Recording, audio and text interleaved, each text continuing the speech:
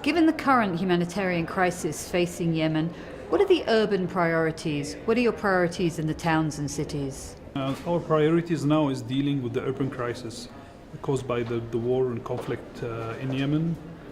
We have cities that are destructed by the war, and now even the small cities, the number of IDPs now. We have one example of a small city of 70,000 inhabitants became 1 million in 2 years. This is a huge amount. The services, there is no maintenance, there is no investment. The state budget going to the lower level. Now we regain, we finished our first budget after 4 years of war. All these priorities make it very hard for the government to deal with the situation and basic services on all the cities. Also the war caused the main drivers of the economy of the cities. This is the main pillar that any city can live, is the job opportunities. So those people of IDPs goes to another city, they go without any jobs, without any infrastructure can help them to gain money. This is what's make the human catastrophe big in Yemen. What we are dealing with is try to distribute those amounts and even to think different with the different kind of investments that can bring some job opportunities or economic drivers for those cities. How do you see UN Habitat supporting Yemen to help it build back and to help it build better? To lay out the strategies, that's we are looking for UN Habitat with the first meetings. We saw what they did in many of the cities, in many of the countries that suffering from the conflicts in Iraq and Syria, and we have different kind of different approaches of damage need assessment done by different institutions.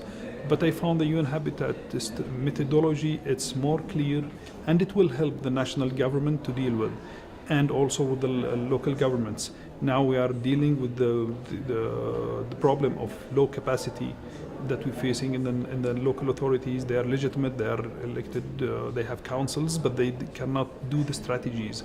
And the government suffers from low capacity during this 3 or 4 years. So we need UN Habitat. We need to transform this know-how. We need to learn and educate people about that, even in the main and national institutions. We will start with 6 cities, 6 city profiles. They already started. And we are looking forward to see that this is one of the main cities in the coastal area, and Sana'a also, in different parts of the countries.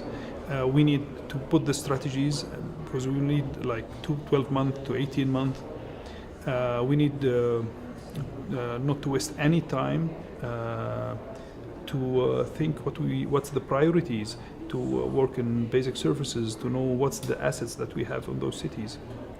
How do you think innovative urban solutions can help Yemen move forward? Innovative can bridge the gap that we spend a lot of time during the conflict. We lost opportunities during this 10 years. I put some examples in the assembly about the communication, for example, the electricity. We should start where the people end. This is the challenges and opportunities. Those challenges makes our opportunities different, and we need to take brave or smart solutions. We cannot do it as it is before. And now with the innovative and technology can become cheaper, we can find solutions that can make the cities more secure, the financial services, communication and other services that can lay out the basis, the pillars for any economy.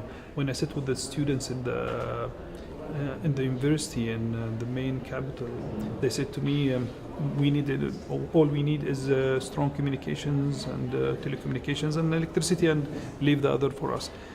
The world becomes small village, and we have opportunities that our cities is not big and full with slums.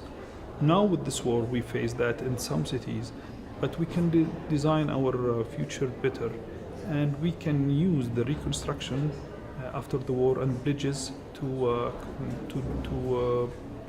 implement those strategies that we will work with UN Habitat to put it. Thank you very much. Thank you.